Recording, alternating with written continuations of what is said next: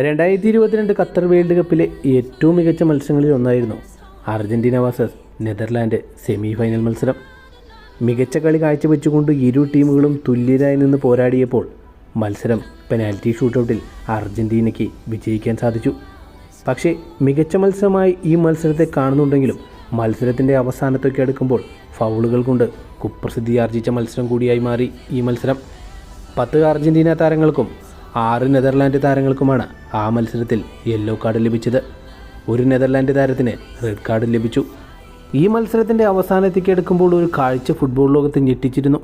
അർജന്റീനയുടെ defensive മിഡ്ഫീൽഡറായ ലിയാൻഡോ Perez തനിക്ക് ലഭിച്ച പന്ത് നെതർലാൻഡ് താരങ്ങളിരുന്ന് ബെഞ്ചിന് നേരെ ശക്തിയായി അടിച്ചിരുന്നു. ഇതിൽ ക്ഷുഭിതരായ നെതർലാൻഡ് താരങ്ങളെല്ലാം തന്നെ ചേർന്ന് ലിയാൻഡോ പെരേസിനെ ആക്രമിക്കാനെത്തി. പിന്നീട് അവിടെ നടന്നത് ഒരു കൂട്ടത്തല്ലായിരുന്നു. ഇപ്പോഴത്തെ കഴിഞ്ഞ ദിവസം നൽകിയ ഒരു അഭിമുഖത്തിൽ വെച്ച് ലിയാൻഡോ പെരേസ് ആ സംഭവത്തെക്കുറിച്ച് പറഞ്ഞത് ഇങ്ങനെയായിരുന്നു: ഞാൻ മനഃപൂർവ്വമാണ് അങ്ങനെ അടിച്ചത്, പക്ഷേ കൃത്യമായി അത് അവരുടെ ദേഹത്ത് തട്ടിയില്ല, അതവരുടെ ഭാഗ്യം.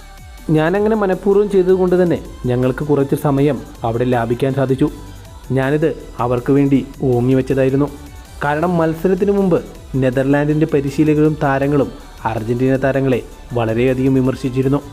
മത്സരത്തിന് മുമ്പ് വളരെ മോശമായിട്ടായിരുന്നു ഈ താരങ്ങളും ഇവരുടെ പരിശീലകരും ഞങ്ങളെക്കുറിച്ച് പറഞ്ഞത്. അതിൻ്റെ ദേഷ്യം എനിക്കുണ്ടായിരുന്നു. അതുകൊണ്ട് തന്നെ മനഃപൂർവ്വമാണ് ഞാനങ്ങനെ ചെയ്തത്. അതുകൊണ്ട് ഞങ്ങൾക്ക് സമയം ലാഭിക്കുകയും മത്സരം ഞങ്ങൾ വിജയിക്കുകയും ചെയ്തിരുന്നു.